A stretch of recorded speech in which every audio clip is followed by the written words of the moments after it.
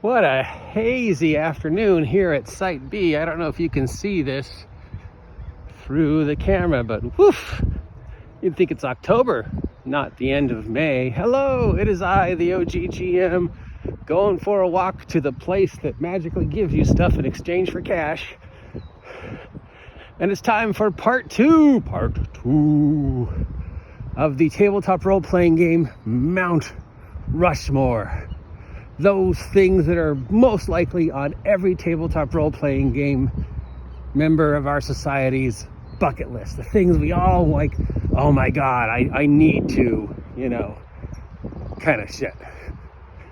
So we've already talked about, should you open a friendly local game store? So today, number 2, should I publish a game? Or really, it's just, should I make stuff for the hobby?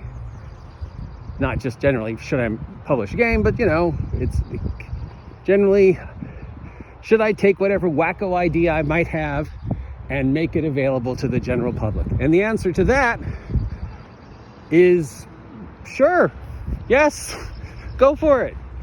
I don't know what your idea is, but it might be something that people like, but you've got to expect that it might not. Your idea might not be something people like, and you might not make any money. And if you're doing it to make money and get rich, that's probably not the best reason to do it. But you're doing it because you think you have an idea that's got wheels, as we say, then yes, it is easier now more than ever, and I assume it'll only get easier unless things change, to put your stuff out there. Anybody with a computer or a phone can write shit up and make it available.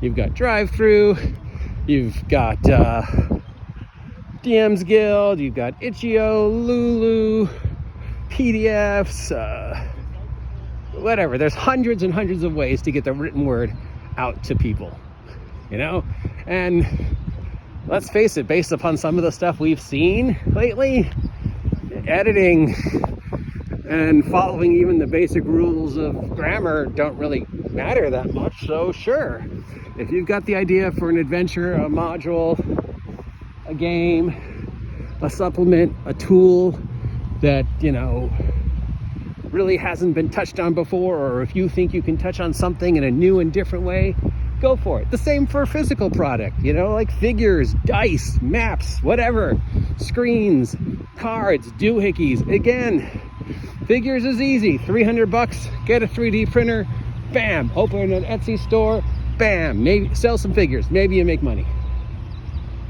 It's easy. Now more than ever, if you are feeling that creative urge to contribute to the hobby and you have an idea, sure, go for it. Even if you never do anything with it, you should at least try. If nothing else, it gives you the experience of actually taking some garbled up idea in your imagination and putting it on paper, presenting it in a relatively formatted and pleasing way, and understanding how the publishing aspect works, and how, and things like formatting and ideas and tables of complex and all the other things we might take advantage of. Somebody filled up the thing.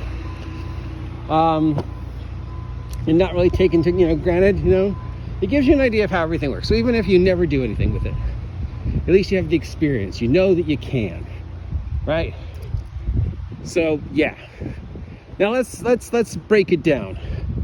Should I publish my own system? Has your idea already been done? Is the answer to that. Before you, invest the time, energy, money, effort, only to be greatly disappointed because you violated some copyright or what have you, do the work. It's not that hard to do the work. I mean, a day's worth of research would let you know the answer to whether what you wanted to do has been done before or not. So do the work and see if your idea has been done already. So, because there's only so many ways you can make a system for our hobby. It's been a very long time since somebody's come up with something truly unique and original. Dread the game based upon Jenga. The Jenga tower is one of the few in the last couple years that I saw. I was like, wow, that's totally original and unique.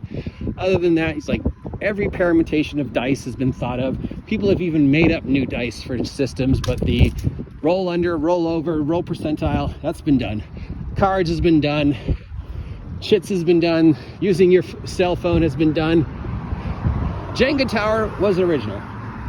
So if you have an idea for a system before you make your system, and you think I'm going to publish it, make sure, you know, it hasn't been done. Or if it has been done, make sure yours has enough je ne sais quoi, uniqueness to it, that it's worth people's time and effort.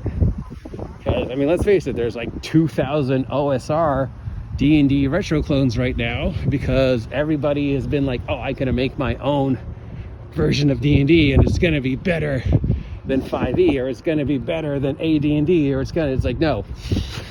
After like the first 20, you're not coming up with anything new. There's only so many ways to tell this story.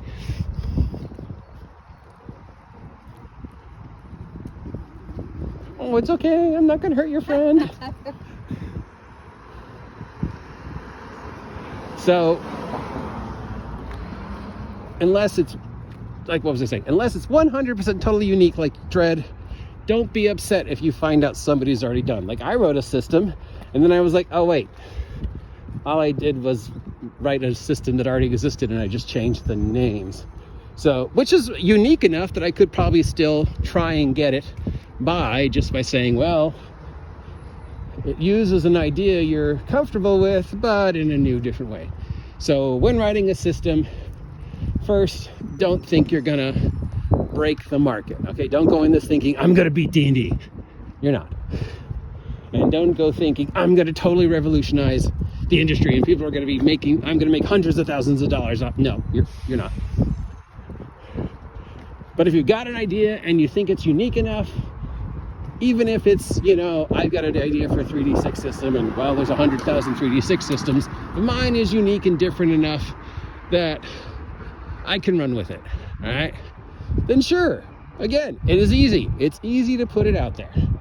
Just type it up, edit it, throw in some free artwork, you know, and there you go. Take a picture of some trees, put a skull on it, bam, you got your game. Put it out there. Maybe it'll make you $10, maybe it'll make you $100, maybe it'll make you $1,000, but chances are you're not going to reinvent the wheel. But please, if you've got an idea, do it. Even if nothing comes of it, like I said, at least you understand how it works. So should I make a system? Should I make something for a system that already exists? Like an adventure, or I want to make a game using the 5e engine, or I want to make a game using the Free League engine. Well, again, yes. If that game system has an SRD, a common core rule out, then yes, they encourage you to make stuff using their system. Free League, you know, the 5e SRD encourages you to take the 5e engine and use it for other things, understanding that there's certain things you have to follow and certain rules you have to obey, and, you know, somehow, some way, Wizards of the Coast is going to make their 2 cents off of that. But yeah, sure, nothing's stopping you, but there might be a game you want to make something for, and there is no common core SRD, and then it's like, if you make it, then you're in trouble, because you're like, this is approved for use with Steve's Sandwich role-playing game, and the creators of Sandwich role-playing game go, nope, we never said you could do that. So should you write something for a system that already exists? Yes, just make sure it's okay. In fact, case in point, with the Dragon Prince RPG that just came out for the Cortex system, should that have been a source book? Yes, it would have been cheaper for everybody involved if they just made a Dragon Prince source book for, I don't know, OSR, any D20 system. But they made it for Cortex, which is good and bad. Good because for 60 bucks, not only do you get the World of Dragon prints, you get the Cortex rules, which up till now, probably only 5 people knew what they were. Bad is up to now, only 5 people know what the Cortex rule set is. And I might spend the 60 bucks because it's Dragon prints and then go, wow, this system actually sucks. I could have spent 20 bucks for a source book if you just made it OSR open source. So that's the, you know, the should I, shouldn't I. If you can make a source book or an adventure or whatever for a system that's already in place, make sure they have an open source SRD before you do it. There's not to say you can't still do it, but then you have to just enter into the world of systemless, you know, where I don't present any stats. I just give you a general breakdown of the world, and you can then apply it to whatever game you want. There's been a few of those over the years. They do, you know, moderately okay. Let's go find one. Hi. What are you looking for? Trash pack. Oh, trash pads. Okay, good luck. I hope you find one. Yeah, yes. I've got an idea for an adventure. I want to publish it for this system. Make sure they have an open system, an open core, an open source. Once you do that, and once you follow all their legalese, sure, yes, it's incredibly easy.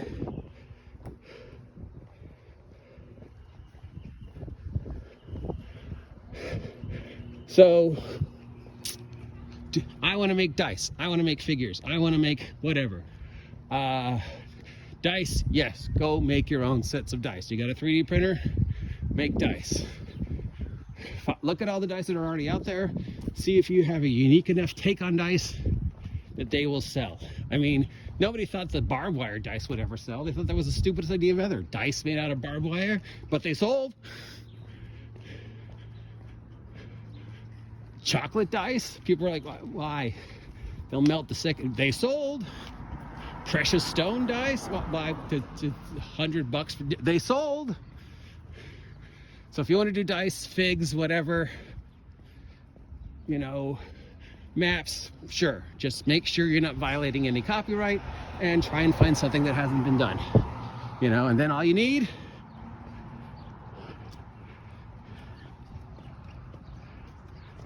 good afternoon. Hello. Is a 3D printer or access to a friend with a 3D printer. And you know, I think libraries have 3D printers now, so it's not that hard. Then you're just going to invest the time, energy, effort to sell it. Now, in regards to figures, most of those shapes are not copyright. So even though there might already be skeletal warriors out there, you can make skeletal warriors. It's fine. There's nothing saying you can't. Try and make yours slightly different enough, you know, that they stand out from the other skeletal warriors. Even if it's something simple that you use green 3D printing instead of gray. It's unique enough that it stands out and people go, oh, this is green. I want green skeletons. Simple as that. But again, it's easy. Etsy and all those other channels make it easy. You've just got to do the shipping and deal with all that stuff. Which brings us to the last part of this talk. Time, it's the same thing as the other talk. Time, energy, money. Do you have the time to do this? Do you have the physical and mental fortitude and wherewithal to see this through? Because it's work. Making an adventure is work. Sure, you could just type something up and throw it out there with no editing and whatever, but it's going to cost you way more than you're ever going to make, and people are just going to publish horrible reviews, not say anything good about your thing. Same with, but you can do it. Same with physical stuff. Sure, you could make crappy stuff, but You really need to invest the time, effort, and money to make it look good enough. And second, you'll be lucky if you break even. Especially in the adventure stuff, because it's going to cost you more to make it in time and money. Interesting enough that people are going to want to download it even if it's a PDF. And even if you're paying somebody to do it for you, to make it, you know, print on demand, like Lulu, before you see any money, you're going to have to spend money. You're going to have to spend money to make money. If you're lucky, you will break even, and it won't happen right away. If you're going into this thinking you're going to be the next Steve Jackson, or the next Venger Satanis, or the next RPG Pundit, no. Those guys work. Work. Pundit and Venger are always working, getting stuff out there, getting their name in the press. Even if it's negative press, it's still press. They're still drawing attention. They're working it. They're pounding that pavement. That's a lot of work for Venger and Pundit and independent publishers. You've got to be willing to put in that much work, that much time, that much effort, understanding that you are never going to beat D&D. It's not going to make you rich. But if you're willing to do that, great. And then, of course, finally, will Wizards of the Coast let me make an official D&D product? And the answer again is yes. If you're willing to follow all the bells and whistles and legal shit that is involved in creating an official Dungeons & Dragons Wizards of the Coast approved product, and if you understand, as it says in the SRD, the second you publish that, Wizards of the Coast owns it. Says it. Sorry, it is true. Wizards of the Coast owns everything you do, everything you created, if you publish an official Wizards of the Coast approved 5e product. Which means even if they never sell it, they own it. They own the likenesses, they own the characters, they own the ideas, they own the words, they own everything. Which means they could publish it, change it up enough that it doesn't violate copyright, and not give you any credit at all. They could buy it and never put it out there, just to make sure you can't, because now they owe it. And if you try and put it out there, they will sue you. So yes, you can. So in closing, part 2 of the role-playing game, Mount Rushmore, can I make product for the hobby? Yes, as long as. I'll see you next time.